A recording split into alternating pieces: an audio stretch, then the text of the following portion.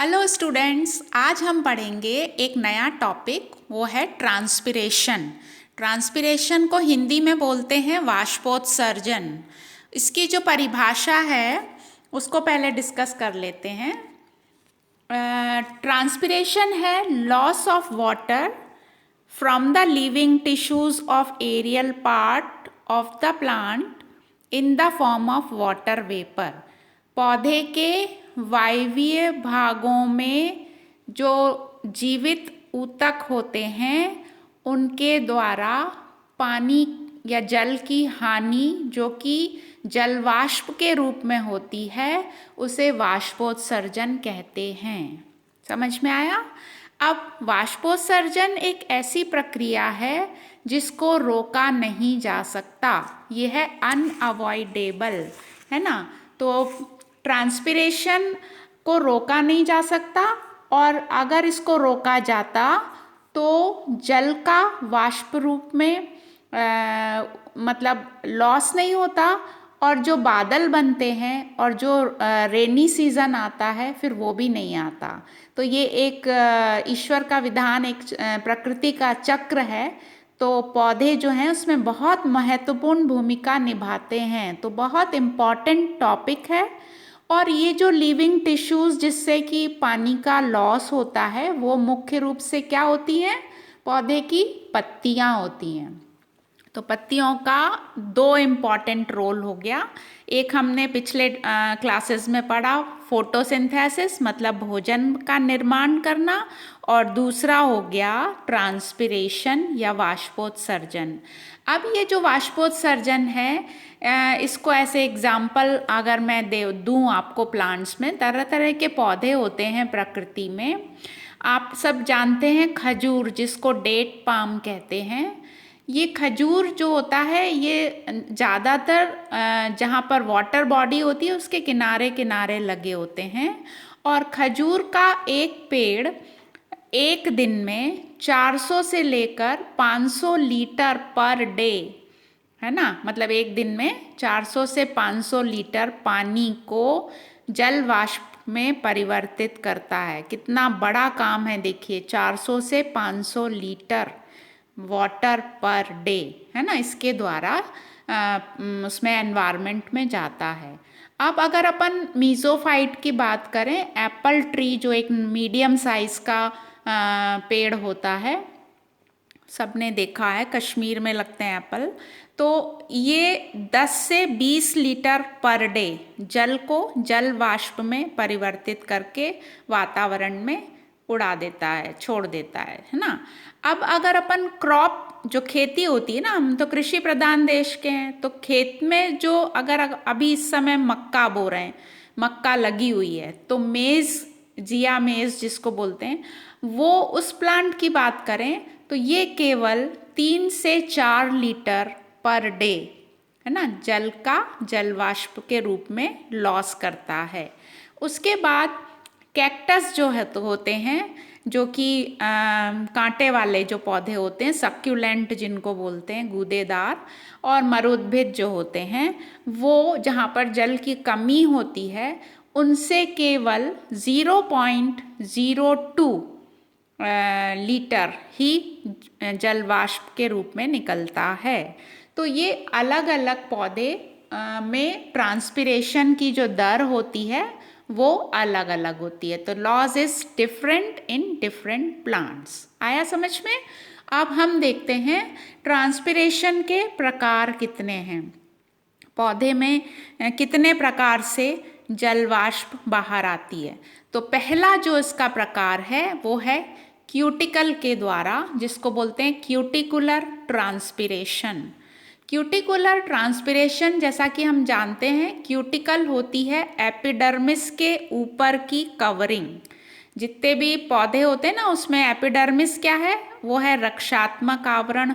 AP मतलब upon और dermis मतलब स्किन। तो जो ऊपर रक्षात्मक आवरण होता है उसके ऊपर भी एक पतली सी परत पाई जाती है, तो उसको बोलते हैं क्यूटिकल। और क्यूटिकल से भी वाष्पोत्सर्जन होता है। इसका अगर परसेंटेज देखें तो पौधों में क्यूटिकल के द्वारा केवल 5 से 10% ही ट्रांसपिरेशन नोट किया गया है ना। दूसरा है लेंटिकुलर। लेंटिसेल्स हमने पेरिडर्म में पढ़े थे सेकेंड ईयर में। लेंटिसेल्स को बोलते हैं वातरंध्र। ये वुडी प्लांट्स पर जो बड़े बड़े पेड़ होते हैं ना, जिनके ऊपर छाल बन जाती है, जिसको हम पेरिडर्म बोलते हैं, तो उसके ऊपर कुछ वातरंध्र जो होते हैं गैसियस एक्सचेंज के लिए होते हैं। पौधा सांस लेता है तो वहाँ से गैसों का आदान प्रदान होता है। ये जो लेंटिसेल्स हैं, इनसे 8% तक वाष्पोत्सर्जन नोटिस किया गया है। तो अब ये तो बहुत कम हुआ, तो मेन जो ट्रांसपिरेशन है वो किसके द्वारा होता है? वो है तीसरा प्रकार, और उसको कहते हैं स्टोमेटल ट्रांसपिरेशन। स्टोमेटा जो होते हैं रंध्र होते हैं, कुछ छिद्र होते हैं, और वो 80 से 90% तक जल की हानि, इनके हानि इसलिए बोल रहे हैं क्योंकि पौधे ने जल का अवशोषण अपने उसके लिए किया है, ज़रूरत के लिए, लेकिन इस प्रक्रिया को रोका नहीं जा सकता, तो इसलिए हम बोलते हैं जल की हानि। अगर आप एक गमले में पौधा लगाएं और आप उसको पानी ना देना भूल जाएं, तो ऐसा नहीं होगा कि वो ट्रांसपिरेशन को रोक दे, है ना। अगर आप पौधे में पानी देना भूल जाते हैं तो उसमें विल्टिंग हो जाती है, वो मुरझा जाता है, लेकिन ट्रांसपिरेशन चलता रहता है, इसलिए उसको बोलते हैं जल का लॉस, है ना। तो स्टोमेटल होता है 80 से 90% तक। अब क्वेश्चन है कि इतना ज़्यादा परसेंटेज वाटर का स्टोमेटा से बाहर आता है, तो ये स्टोमेटा क्या है ना, व्हाट इज स्टोमा। तो स्टोमा बोलते हैं सिंगुलर को, और स्टोमेटा बोलते हैं प्लूरल को, जब बहुत सारे होते हैं।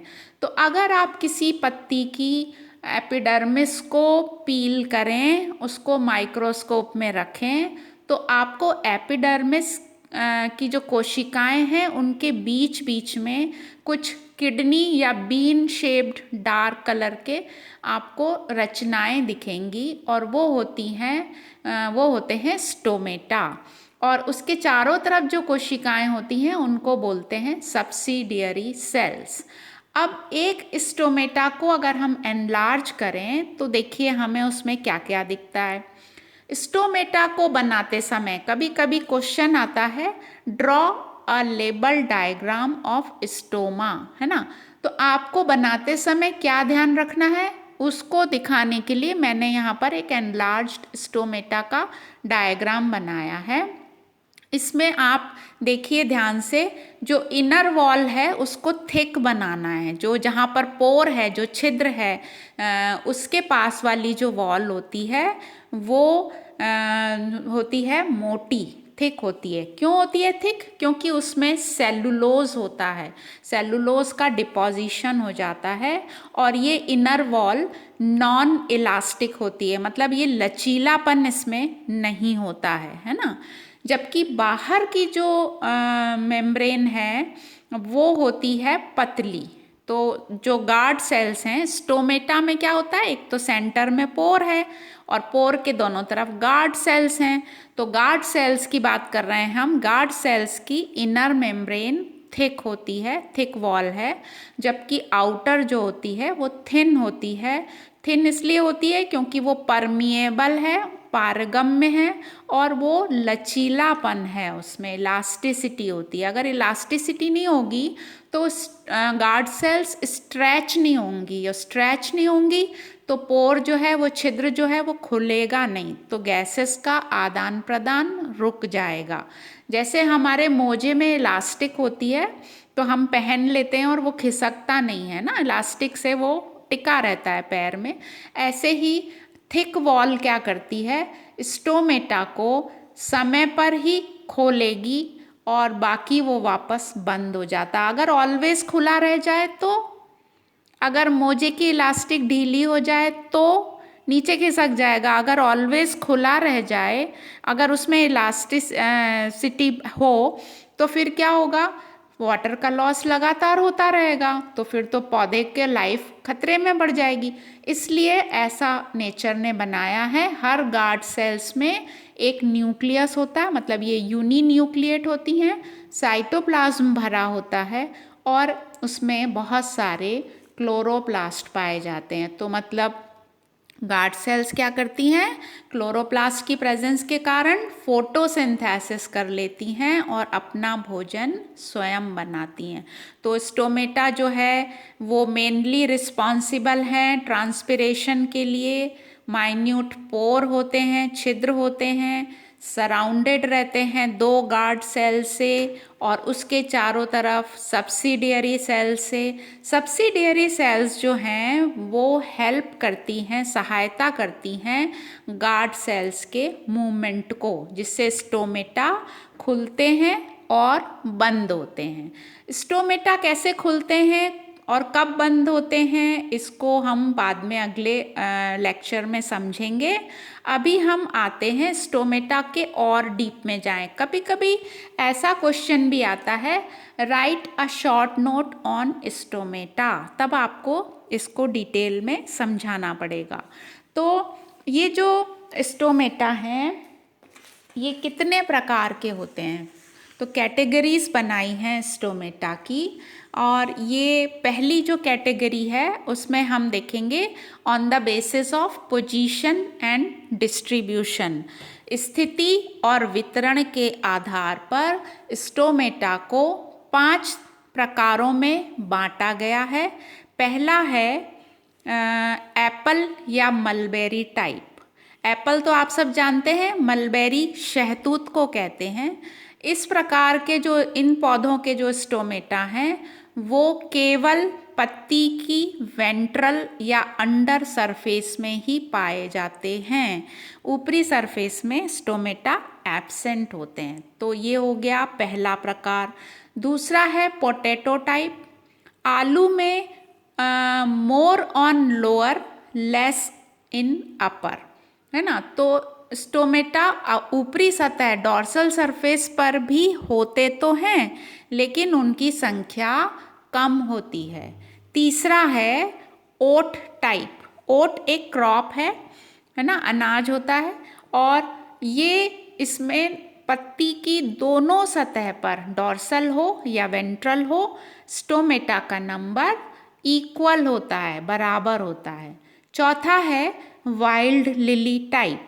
वाइल्ड लिली हो गया हाइड्रोफाइट, हाइड्रोफिटिक प्लांट है, ये जलोद्भिद है। और जलोद्भिद की जो पत्ती, सबने कमल की पत्ती देखी है पानी में, उसकी निचली सतह पानी की कांटेक्ट में होती है। तो नीचे अगर स्टोमेटा होंगे तो वो उनके होने का कोई मतलब नहीं है, वो काम ही नहीं कर पाएंगे क्योंकि वो पानी के कांटेक्ट में हैं। तो जो वाइल्ड लिली या निम्फिया जिसको बोलते हैं उसमें केवल स्टोमेटा ऊपरी सतह पर ही पाए जाते हैं, तभी तो वो काम करेंगे, वो खुलेंगे बंद होंगे, पानी में डूबे रहेंगे तो कैसे काम चलेगा। तो वाइल्ड लिली टाइप हो गया। उसके बाद आते हैं पोटेमोगेटॉन, ये भी एक हाइड्रोफाइट है और इसमें ये सबमर्ज्ड होता है। सबमर्ज्ड मतलब जल निमग्न, जो पानी में डूबा रहता है। तो डूबा हुआ है तो कैसे काम करेगा वो, तो एब्सेंट ही होगा इसमें। सबमर्ज में जो हाइड्रोफाइट होते हैं उसमें स्टोमेटा या तो अनुपस्थित होते हैं और अगर होते हैं इफ प्रेजेंट वेस्टिजियल होते हैं। वेस्टिजियल मतलब फंक्शन लेस, वो काम ही नहीं करेंगे, होंगे भी तो फंक्शन लेस होते हैं। तो उसके लिए एक वर्ड है वेस्टिजियल स्टोमेटा, ठीक है। तो ये हो गया on the basis of position and distribution. अब हम आते हैं स्टोमेटा का अगला प्रकार और वो है on the basis of movement. देखो स्टोमेटा हमेशा खुला नहीं रहता है ना, तो उसकी जो थ्योरीज हैं उनको समझेंगे बाद में। अभी हम देखते हैं मूवमेंट मतलब खुलना और बंद होना। इसको एक साइंटिस्ट हुए थे वॉन मोहल, है ना। उन्होंने 1865 में स्टोमेटल क्लॉक उन्होंने नोटिस किया, मतलब डे के डिफरेंट भाग में, सुबह दोपहर शाम है ना, early morning, late night, night, ऐसे उन्होंने क्लॉक दिया और वो समय के हिसाब से उन्होंने बताया कि स्टोमेटा ओपन होते हैं दिन के समय और बंद हो जाते हैं रात के समय। तो ये अपन स्टोमेटल क्लॉक बुक्स में दी होती है विथ टाइम कि कब कितना, थोड़ा सा खुला, पूरा खुल गया, बंद होने लग गया, कंप्लीट बंद हो गया। तो पोर खुलते रहते हैं, बंद होते रहते हैं। जब बंद होते हैं तो पानी जल वाष्प के रूप में निकलना रुक जाता है। ठीक है, अब हम देखते हैं on the basis of movement. Movement किसका? गार्ड सेल्स का। गार्ड सेल्स के मूवमेंट के हिसाब से स्टोमेटा को फिर से बांटा गया है 5 प्रकारों में। पहला है alpha alpha type. Alpha alpha एक पौधा होता है, इसके जो स्टोमेटा होते हैं वो पूरे दिन भर खुले रहते हैं और जब रात होती है तो वो बंद हो जाते हैं। तो स्टोमेटा अल्फा अल्फा के कैसे हो गए? दिन में ओपन एंड नाइट में क्लोज। अब आते हैं दूसरा प्रकार है पोटैटो टाइप। पोटैटो टाइप में आप देखो स्टोमेटा केवल शाम के समय कुछ घंटों के लिए बंद होते हैं, बाकी खुले ही रहते हैं। तो इस पौधे को जो इसका मतलब क्रॉप जो होती है ना, एक रबी की क्रॉप होती है, एक खरीफ की क्रॉप होती है। रबी का मतलब है ठंड की फसल, खरीफ का मतलब है बारिश की फसल। तो फसलों पे और प्लांट्स पे डिपेंड करता है। तो यहाँ पर खाली इवनिंग के समय ही खुलेंगे, बंद होंगे कुछ घंटों के लिए, बाकी खुले रहते हैं। तीसरा है बार्ली टाइप। बार्ली में open for a few hour, कुछ घंटों के लिए खुलते हैं। मोस्टली टाइम स्टोमेटा बंद रहते हैं। तो यहाँ पर खुलने का समय कम है और बंद रहने का समय ज़्यादा है ना बार्ली में। उसके बाद आते हैं इक्विसिटम टाइप। इक्विसिटम आपको याद आ रहा है, फर्स्ट ईयर में टेरिडोफाइट्स पढ़े थे आपने, उसका एक मेंबर है इक्विसिटम, हॉर्स टेल बोलते हैं इसको। इक्विसिटम टाइप में क्या होता है? स्टोमेटा ऑलवेज ओपन, हमेशा खुले रहेंगे। स्टोमेटा आर ऑलवेज ओपन, हमेशा खुले ही रहते हैं। मतलब वो ऐसी जगह उगता है कि उसके द्वारा ट्रांसपिरेशन चलता ही रहता है और पौधे की लाइफ पर कोई खतरा भी नहीं होता है। ठंडी जगह पर मिलेगा इक्विसिटम, हिल्स पर ज़्यादातर मिलेगा, है ना। साउथ में भी आप देख सकते हो। तो साउथ का क्लाइमेट अलग तरह का है, पानी की हवा में कमी नहीं होती, स्टोमेटा खुले रहते हैं। ये खुलना और बंद होना ये एडप्टेशन होता है पौधे के लिए। अगर उसके पास पानी की मात्रा ज़्यादा है तो वो उसको बंद नहीं करेगा, उससे लॉस करता रहेगा वो बराबर।